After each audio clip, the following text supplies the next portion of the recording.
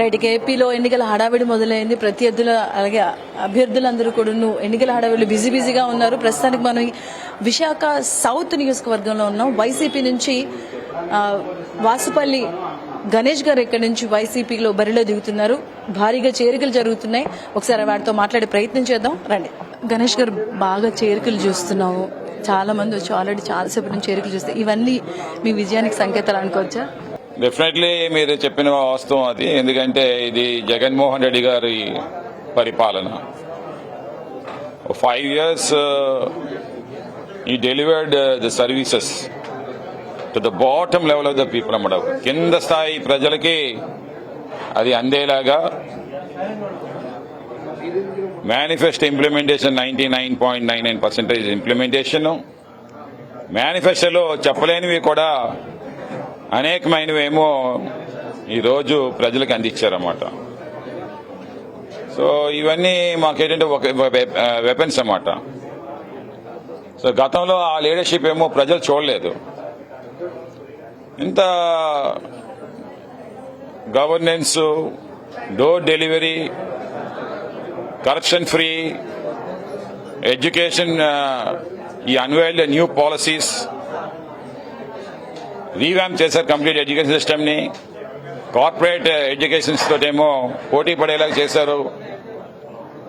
Medical and health number 1 స్థానంలో పెట్టారు. Longevity of the life ని పెంచారు. 70 సంవత్సరాలకే మంచాన్ని పట్టించే వాళ్ళకి ఈరోజు the best treatment in the corporate hospitals ఇవ్వడం వల్ల ఒక 10 సంవత్సరాలు ఎక్స్ట్రా బతికేలాగేమో ఆ ఇంటి యజమానికి ఆ యొక్క గౌరవం దక్కింది. ఏదైతే ఆ ఇంట్లో అమ్మో మా నాన్న ఆరోగ్యం అనుకునే వాళ్ళకి ఆరోగ్య ప్రదాత అయిపోయారు జగన్మోహన్ రెడ్డి గారు. ఇలాంటి పథకాలు చేయడం వల్ల ఏంటంటే స్వర్గీయ డాక్టర్ వైఎస్ రాజశేఖర రెడ్డి ఏ రకంగా అయితే ప్రజల గుండెల్లో గూడు కట్టుకున్నారో అదే మాదిరిగా జగన్మోహన్ రెడ్డి గారు కూడా ఈరోజు మా నాన్న 2 అడుగులు వేస్తే నేను 4 అడుగులు వేస్తా అంటున్నారన్నమాట. కానీ ఈరోజు 10 అడుగులు వేస్తారని చెప్పి మేమైతే హర్షిస్తా ఉన్నాము. ప్లస్ ఆల్సో ట్రస్ట్ వర్తీ అన్నమాట. లీడర్షిప్ లో ఉండే నమ్మకం ప్రజలకి జగన్మోహన్ రెడ్డి గారు చెప్తే చేస్తారు from the day 1. Chandrababu Naidu చెప్తే 5 సంవత్సరాలు ఉందిలే నేను చేస్తానులే అని అనుకునే తత్వం అవుతుంది. So is a traitor of the poor people. అభివృద్ధి అంటే జగన్మోహన్ రెడ్డి గారిలోని different ideology. Chandrababu Naidu ideology ఏంటంటే పెద్ద పెద్ద బిల్డింగ్లు నిర్మాణం చేయాలి అంటాడు. ముందు పేద ప్రజల బిల్డింగ్లు నిర్మాణం చేయవయ్యా అని చెప్పేసి చంద్రబాబు నాయుడు చెప్తాడు మా జగన్మోహన్ రెడ్డి గారు. పేద ప్రజల కళ నెరవేర్చాలి, వాళ్ళకి సొంత ఇళ్ళని ఎందుకు ఇవ్వాలి, డిగ్నిటీ అండ్ డీసెంట్ లైఫ్ ఇవ్వాలి, వాళ్ళకి అద్దె కొంపల్లో ఎంతకాలం బతుకుతారు అని చెప్పి ఊర్లు నిర్మాణం చేస్తారు. ఈరోజు 35 లక్షల మంది. దక్షిణ నియోజకవర్గంలోనే మేమేమో 26,500 మందికి ఇల్లులు ఇచ్చానమాట. అది the greatness goes to the Jaganmohan Reddy గారు. సో ఇది ఇంకొక 5 సంవత్సరాల స్పెల్ నాకు ఇచ్చారనుకోండి, ఇంకొక 25,000 ఇల్లులు ఇస్తాను నేను. ఉండేవి టోటల్ గా 70,000 ఇల్లులే దక్షిణ నియోజకవర్గంలోనే. సో అంత గ్రేట్ గవర్నెన్స్ ఎవరు చేశారు? అట్ ద సేమ్ టైం ఏమో జగన్మోహన్ రెడ్డి గారిలో ఉండే గ్రేట్నెస్ ఏంటంటే ఎవరైనా సరే గవర్నమెంట్ లోకి వచ్చిన తర్వాత పార్టీని మర్చిపోతారు, పార్టీ నాయకులు కార్యకర్తలను మర్చిపోతారు. జగన్మోహన్ రెడ్డి గారు గవర్నెన్స్ అండ్ పార్టీని రెండు కళ్ళు మాదిరిగా 2 రైల్స్ మాదిరిగా తీసుకెళ్లారన్నమాట. సో ద గ్రేట్ అడ్మినిస్ట్రేటర్ అన్నమాట. సో ఆ రకంగా ఏంటంటే బలోపేతం చేశారు పార్టీని పిరమిడ్ స్ట్రక్చర్లోని. మండల అధ్యక్షులని, క్లస్టర్ ఇన్ఛార్జెస్ అని, బూత్ లెవెల్ ప్రెసిడెంట్స్ అని, బూత్ లెవెల్ వైస్ ప్రెసిడెంట్స్ అని, బూత్ లెవెల్ కమిటీస్ అని, అలాగే క్యాస్ట్ డిప్రైవ్డ్ క్యాస్ట్లన్నింటినీ కూడా ఆ క్యాస్ట్లకి ఒక కార్పొరేషన్ చైర్మన్స్ ఇచ్చి, డైరెక్టర్స్ పోస్టులు ఇచ్చి వాళ్ళ ఆ పర్టికులర్ క్యాస్ట్ ని ఒక సామాజిక బలాన్ని చేయడం జరిగిందన్నమాట. So this is how the governance ఉండాలి అని చెప్పేసి ప్రజలు వాళ్ళకి హ్యాపీ ఫీల్ అవుతా ఉన్నారు. అందుకే ఈరోజు చూడండి మా ఆఫీసులో రోజు కూడా సుమారు ఒక 750 నుండి 1000 మంది వరకు కూడా చేరికలు రోజు అవుతా ఉన్నాయి. మాకేమో సాక్షి పేపర్ ఒకటే, అందుకే తెలియదు జనాలకి. ఆంధ్రజ్యోతిలో వేస్తే బాంబు పేలుతుంది జనసేన పార్టీకి, ఈనాడులో వేస్తే వాళ్ళకి ఇంకా చెమటలు పట్టేస్తాయి అన్నమాట. సో ఏదేమైనా సరే ప్రజలందరూ కూడా జగన్మోహన్ రెడ్డి గారి వైపు ఉన్నారు. విశాఖపట్నం దక్షిణ నియోజకవర్గంలో జెండా ఎగరేస్తాము, వైఎస్ఆర్సీపీ జెండా. మూడోసారి నేను గెలుస్తాను, నాకు ఆ నమ్మకం ఉంది. నేను 3 ఎలక్షన్స్ చూశాను. నేను ఆ 3 ఎలక్షన్స్లో లేని స్పందన ఈ ఎలక్షన్స్లో కనిపిస్తుంది. ఎందుకంటే నేను ఓటమి చూశాను, 2 సార్లు గెలుపు కూడా చూశాను. ఆ 3 ఎలక్షన్స్లో లేని స్పందన ఈ ఎలక్షన్స్లో చూస్తా ఉన్నానమాట. ప్రజలు ఒక నమ్మకం, విశ్వాసంతో వస్తా ఉన్నారు. ఇంకొకటి విషయం చెప్పాలి ఏంటంటే, ముస్లిమ్స్ ఈరోజు వన్ సైడ్ అయ్యారన్నమాట. మసీదుల్లో 2 మసీదులు వెళ్ళాం, భయం చెందుతా ఉన్నారు. బీజేపీతో కూటమి చేయడము సెక్యులరిజంకే నష్టం వస్తుంది. చీకటి చట్టాలు తీసుకొచ్చి ముస్లింస్ ఏ రకంగా అంచాలి, సిఏని ఎలాగ తీసుకొని రావాలి, ఎన్ఆర్సీని ఎలాగ ఇంప్లిమెంట్ చేయాలి అన్న రిజర్వేషన్స్ ఏదైతే డాక్టర్ వైఎస్ రాజశేఖర్ కల్పించారో 4% రిజర్వేషన్ కూడా ఓపెన్ గా చెప్తా ఉన్నారు, మేము తీసేస్తామని చెప్పేసి. మరి అలాంటి పార్టీతో ఏమో ఈరోజు పవన్ కళ్యాణ్ కానీ లేదా కూడా చంద్రబాబు నాయుడు కలవడం వల్ల ఆ 2 పార్టీలు కూడా నమ్మలేని పరిస్థితి వచ్చిందన్నమాట. సో ముస్లింస్ 100కి 90% మాకే ఓటు వేస్తారు. క్రిస్టియానిటీ స్వతహాగా వాళ్ళేమో పాస్టర్లు వచ్చి మాకు ప్రార్థనలు చేస్తా ఉన్నారు. ప్రతి చర్చ్ కూడా మాకేమో ఆహ్వానం అందుతుంది. గత 3 ఎలక్షన్స్ లో నాకు ఆహ్వానం అందేది కాదు. మేమే వెళ్లి పాస్టర్ల దగ్గరికి వెళ్లి చేతులు జోడించి మాట్లాడుకునేవారిని. కానీ ఈరోజు పరిస్థితి వేరే కనిపిస్తుంది. పాస్టర్లందరూ కూడా గుంపులుగా వస్తా ఉన్నారు, చర్చిలకు ఇన్వైట్ చేస్తా ఉన్నారు. మాకు టైం చాలట్లేదు, ఒక సండే కాబట్టి. సో ఆ రకంగా కూడా మేమేమో డిప్లొమాటిక్ గా డీల్ చేస్తా ఉన్నమాట, వాళ్ళని హర్ట్ చేయకంటనా. So this is how the great governance of Jaganmohan Reddy గారు.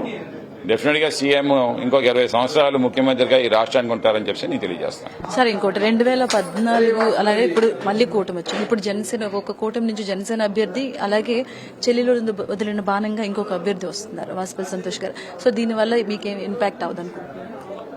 నేను చెప్తా ఉన్నాను కదా, ఇంపాక్ట్ అనేది 3 పార్టీలు వచ్చినా సరే, 4 పార్టీలు వచ్చినా సరే, సింగిల్ గా వచ్చేది సింహం జగన్మోహన్ రెడ్డి గారు, గుంపులుగా వచ్చేది పందులు. ఇదే ఫార్ములా. ఆ ఫార్ములా మీద మేము వెళ్తా ఉన్నాం. నేను చెప్పాను కదా already, the day they made collusive politics with BJP, the downfall started. వాళ్ళకి పతనం అక్కడే స్టార్ట్ అయింది. నేను చూడండి, పవన్ గారు విశాఖపట్నం దక్షిణ నియోజకవర్గంలో మాట్లాడే మాట, అతనిలో ఇన్ఫీరియారిటీ డెవలప్ చేసుకున్నారు. నేను గెలుస్తానో గెలవనో నాకు తెలీదు, మన పార్టీ వస్తాదో లేదో తెలీదు అన్న మాట ఎవరికి వస్తుంది, భయం అనేది ఎవరికి వస్తా ఉంది, అది ఈ రోజు మనకి ప్రజలు కనిపిస్తుంది. అంటే directly or indirectly Jaganmohan Reddy గారు మళ్ళీ గవర్నమెంట్కి వచ్చేస్తా ఉన్నారు, మీరు వాళ్ళకే సపోర్ట్ చేయండి అని చెప్పేసి అన్నమాట. నిన్న దక్షిణ నియోజకవర్గంలో ఏదైతే వాసుపల్లి గణేష్ కుమార్, నేను ఒక డిఫెన్స్ పర్సనల్, ఒక మత్స్యకారుని, ఈ 2 ప్రైజ్ చేశారు. అంటే ఆ ప్రైజ్ వర్త్ ఏంటంటే నాకు ఓటేమన్నా నాకు. So I thank him for that at least. Sir మీరు అన్నట్టు ఇప్పుడు మత్స్యకార వర్గం ఎక్కువ ఉన్నట్టు ప్రాంతం, సో వాళ్ళకి సంబంధించిన ప్రాబ్లమ్స్ మీరు దగ్గరుండి చూశారు. అలాగే వలసలు వెళ్తున్న పరిస్థితి కూడా ఏర్పడింది, అటువైపు గుజరాత్ కావచ్చు, బెంగాల్ కావచ్చు. సో వాళ్ళకి మీరు ఇచ్చే హామీలు ఏంటి? మీరున్న ఏదైతే మేనిఫెస్టోలో కాకుండా మీరు స్వయంగా వాళ్ళకి ఇచ్చే హామీలు ఏంటి? ఈరోజు చంద్రబాబు నాయుడు 2014లో 950 వాటర్ ల్యాండ్ ఏరియా ఉంది మనకి. ప్రతి 5 కిలోమీటర్లకి ఒక జట్టి నిర్మాణం చేస్తానని చెప్పి మేనిఫెస్టోలో పెట్టారు 2014లో. ఒక్క జట్టి అయినా కట్టారా అతను? నో. అంటే that is the false promises. మత్స్యకారులు ఓటు ఆ రోజు కావాలి, మత్స్యకారులు మభ్యపెట్టాలి. జగన్మోహన్ రెడ్డి గారు ఏమీ పెట్టలేదే, కానీ వచ్చిన వెంటనే వాళ్ళ కష్టాలు చూశారు, విన్నారు, చెవులారా విన్నారు. ఏదైతే మత్స్యకారులు వలస వెళ్తా ఉన్నారు శ్రీకాకుళం జిల్లా నుండి గుజరాత్కి వెళ్ళి అక్కడ ఇంటర్నేషనల్ వాటర్స్ లోనేమో పాకిస్తాన్ దొరుకుతా ఉన్నారు. ఇటు వెస్ట్ బెంగాల్కి వెళ్ళి అక్కడ ఇంటర్నేషనల్ వాటర్స్ లోనేమో బంగ్లాదేశ్ దొరుకుతా ఉన్నారు. ఏమిటి ఇది? నా మత్స్యకారుల రకంగా జరిగేదని చెప్పేసి ఆ ఆలోచనకి మత్స్యకారులకు ఏదో ఎక్స్గ్రేసి ఇచ్చి సుదిరేయడం కాదు, చేశారు. వాళ్ళు తీసుకుని వచ్చారు, ఆ బంగ్లాదేశ్ నుండి తీసుకుని వచ్చారు, ఇటు పాకిస్తాన్ నుండి తీసుకుని వచ్చారు. వచ్చిన తర్వాత వలసలు వెళ్లకుండా ఉండడం కోసం 10 ఫిషింగ్ హార్బర్లు నిర్మాణం చేశారు. ఇప్పటికే ఆల్రెడీ అన్ని కంప్లీషన్ వచ్చాయి. 6 ఫిష్ ల్యాండింగ్ సెంటర్స్ నిర్మాణం చేశారు. ఇప్పుడు ఇంక వలసలు ఎందుకు వెళ్తాయి? 152 కోట్లు పెట్టి ఇంటర్నేషనల్ స్టాండర్డ్స్ లో మా ఫిషింగ్ హార్బర్ ఏమో కంప్లీట్ గా మారుస్తా ఉన్నాం. The best fishing harbour in India. రాబోయే రోజుల్లో ఎక్స్పోర్ట్స్ అండ్ ఇంపోర్ట్స్ పెరిగితాయి, గిట్టుబాటు ధర వస్తుంది చేపకి. స్టోరేజ్ కెపాసిటీ ఉందంటే గిట్టుబాటు ధర వస్తుంది. స్టోరేజ్ కెపాసిటీ లేకపోవడం వల్ల ఈ రోజు ఏం చేస్తా ఉన్నారంటే చేపలు బాస్కెట్ ఒక 1200 రూపాయలకి వచ్చేది 300 రూపాయలకి ఇసి పారేస్తారు అనమాట మత్స్యకారు. సో ఈరోజు స్టోరేజ్ కెపాసిటీ ఇస్తా ఉన్నారు. ఇవన్నీ కూడా జగన్మోహన్ రెడ్డి గారు చేసినవి. ఇవన్నీ కూడా అంటే experience is not what happens to man, it is what man does it what happens to him. ఆ ఎక్స్పీరియన్స్ చూసారు ఎందుకు అక్కడ ఇంటర్నేషనల్ వాటర్ వెళ్ళిపోతున్నారు. అది మిస్టేక్. బట్ రెండోసారి రిపీట్ అయిందంటే it's the latest mistake. Jaganmohan Reddy గారి మిస్టేక్ అని చెప్పి అనుకోండి ఫీల్ అయ్యే నాయకత్వం. అందుకే అలాంటిది రిపీట్ అవ్వకుండా ఉండడం కోసం అని చెప్పేసి ఈ ఇంప్లిమెంటెడ్. సార్, చివరిగా వాలంటీర్ వ్యవస్థ గురించి ఎవరైతే నిన్నటి వరకు రౌడీలు గూండాలను సంబోధించారో ఇప్పుడు అదే వ్యవస్థని కొనసాగిస్తామని, అంటే ఈ పరిణామాన్ని మీరు ఎలా చూస్తారు? ఇప్పుడు పవన్ గారు ఏమో అన్నారు ఏంటంటే ఉమెన్ ట్రాఫికర్స్ అని చెప్పారు. ఉమెన్ ట్రాఫికర్స్ అంటే నాకు అర్థం కాలేదు. ఉమెన్స్ ఏమో అమ్మేస్తా ఉన్నారా విదేశాలకి, ప్రాస్టిట్యూషన్లోకి తీసుకుని వెళ్తా ఉన్నారు అన్నారు పవన్ గారు. ఇంత పెద్ద మాటలండి అవన్నీ కూడా. ఒకరు చేస్తే 2,75,000 కుటుంబాలని మీరేమో అంత మాట అనడం కదా. Your A hero in the cinema, you should have the humanity first. అప్పుడు హీరోయిజం ఆటోమేటిక్ వస్తుంది. ఆ హ్యుమానిటీ మీలో కనిపించిందా? మీకు కూతుర్లు ఉన్నారు కదా, పేదింటి వాళ్ళేమో వాలంటీర్ పని చేసుకుంటున్నారు, గొప్పింటి వాళ్ళేమో ఐటీ పనులు చేసుకుంటారు. ఐటీలో ఏదో ఒక దగ్గర జరుగుతుందని చెప్పేసి వాళ్ళని కూడా అలాగంటావా నువ్వు? అంటే గొప్పలు కాబట్టి నువ్వేం మాట్లాడలేవు, పేదోళ్ళు కాబట్టి ఏ మాట నేనేస్తావు. ఆ వ్యవస్థను ఏంటంటే ఇప్పుడు ఏంటంటే they got scared of that volunteer వ్యవస్థ. బికాస్ అది కానీ రిమూవ్ చేయలేని పరిస్థితి వస్తుంది. ఎందుకంటే such a big thought of Jaganmohan Reddy గారు. బాబాసాహెబ్ అంబేద్కర్ ఏమన్నారంటే అతను removal of poverty is not gesture of charity, it's an act of justice, it's a protection of fundamental right, the right to dignity and decent life. నువ్వు దానం చేయట్లేదు నాయకుడా. పావర్టీని remove చేయడం ఏదో దానం కాదు, అది ఫండమెంటల్ రైట్. అది కూడా ఒక డిగ్నిటీ డీసెంట్ లైఫ్ ఇచ్చి చెయ్యు. జగన్మోహన్ రెడ్డి గారు ఆలోచన చేశారు వచ్చింది డే 1 నుండి. కోట్లాది మంది ప్రజలు గుండె చెప్పడి ఉన్న జననేత జగన్మోహన్ రెడ్డి గారు. ప్రజా సంకల్ప యాత్రలో పార్టీ శ్రేణులు దిక్కులు పెక్కటేలా చేస్తున్న జై జగన్ నినాదాల మధ్య సాగిన ప్రజా సంకల్ప యాత్రలో చెప్పిన మాట్లాడంటే నేను చనిపోయాక కూడా ప్రజల గుండెల్లో బతకాలన్న కసి అని చెప్పారన్నమాట. ఆ కసికి పనిచేస్తున్న తత్వం అన్నమాట. వచ్చిన తర్వాత అప్పుడు చూశారు ఏటి 75 సంవత్సరాలు 80 సంవత్సరాలు డెత్ బెడ్ మీద ఉంటారు. మంచమే అన్నిని, లోకం అంతా మంచమే. ఆ చావు ఎదురు చూస్తూ ఉంటారన్నమాట. అలాంటి వాళ్ళకి ఇచ్చే ఈ 3,000 పెన్షన్కి 5 కిలోమీటర్లు వచ్చి ఎండ్లోనేమో క్యూలో కాయడమేటి. దానికి నేను ఒక వ్యవస్థను మార్చాలి కదా అని చెప్పేసి వ్యవస్థని ప్రక్షాళన చేశారన్నమాట. వాలంటీర్ వ్యవస్థ 2,75,000 మంది ఎంప్లాయ్మెంట్ చేసి నేరుగా మార్నింగ్ 5 గంటలకే చిక్కటి నవ్వుతో వెళ్లి వాళ్ళ పెన్షన్ అందించి, ఇంకా వాళ్ళేమో పళ్ళు తోముకోక ముందే టీ తాగక ముందే పెన్షన్ చేతిలోకి రాగానే ఆ ఆనందం ఎలాంటిదంటే చంద్రబాబు నాయుడు తెలుసుకోవాలి. అటువంటి బెడ్ మీద ఉండే వాళ్ళకి ఆ కన్న కొడుక్కి డైపర్లు కొనడానికి 2,000 రూపాయలు వారానికి అవుతుంది. అది తెలుసుకో Lokesh and Chandrababu Naidu. That is very pathetic condition అన్నమాట. నేను చూసాను అలాంటి కండిషన్స్. ఎందుకంటే నేను పేషెంట్లు ఇళ్ళకి వెళ్తాను, నేను 40 ఇళ్ళకి వెళ్తాను ఫర్ ఎవ్రీ వీక్. చూశానన్నమాట అవన్నీ కూడా. అవి జగన్మోహన్ రెడ్డి గారు కల్లారు చూశారు. అంటే కంపాషన్ ఉండాలి, లవ్ ఉండాలి. మదర్ తెరీసాకు ఉంటుంది అవన్నీ కూడా. That's the reason they are the great leaders and saints అనమాట. అది దైవత్వం అన్నమాట. అది మదర్ తెరీసా అంటారు. అందుకనే ఆ పేషెంట్ సర్వీస్ చేసి I'm serving to my Jesus అంటది అన్నమాట. మానవుల్లో జీసస్ చూడమంటది. జగన్మోహన్ రెడ్డి కూడా ఆ రకంగా పేద ప్రజల్లో జీసస్ని చూస్తా ఉన్నారు. అలాంటి వాళ్ళే ఒక రామరాజ్యం అనేది చేయగలుగుతారు. అది సార్ చివరిగా ఏదైతే వైసీపీ చెప్తుందో సంక్షేమం అని ఏదైతే మీరు వెచ్చించారో, సంక్షేమం కోసం 2,70,000 కోట్లు వెచ్చించారని చెప్తున్నారో, అభివృద్ధి లేని సంక్షేమం ఎందుకు? ఎందుకంటే అప్పులు తీసుకొచ్చి అలాంటి సంక్షేమం ఎందుకు? అభివృద్ధి లేదు కదా అంటున్నారు ప్రతిపక్షాలు. అభివృద్ధికి డిఫైన్ చేయాలి ముందు.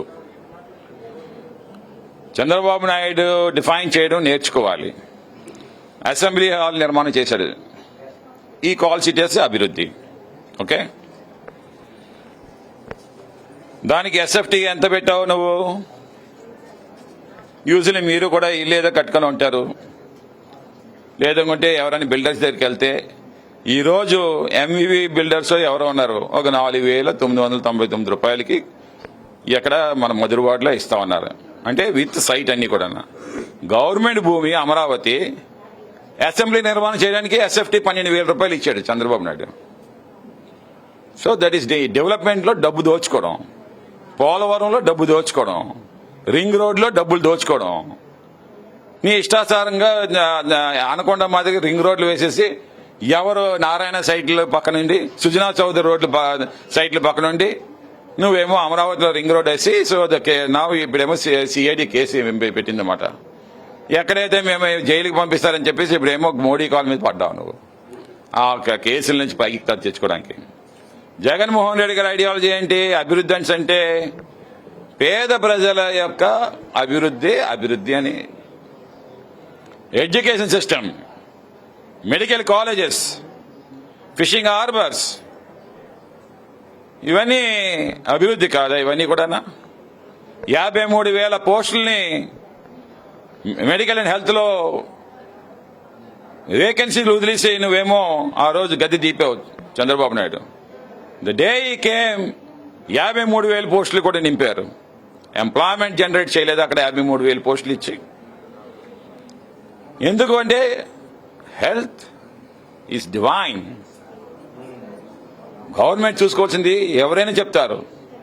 ఈరోజు ఎవరైనా సరే, ఎటువంటి మా బ్యూరోక్రాట్స్ అయినా, ఐఏఎస్లు అయినా సరే, ఐపీఎస్లు అయినా సరే, senior most leaders like Indira Gandhi కానీ, రాజీవ్ గాంధీ కానీ, మన్మోహన్ సింగ్ కానీ, లేదనుకుంటే ప్రణబ్ ముఖర్జీ కానీ, ఎవరైనా సరే, ఇన్క్లూడింగ్ వాజ్పేయి.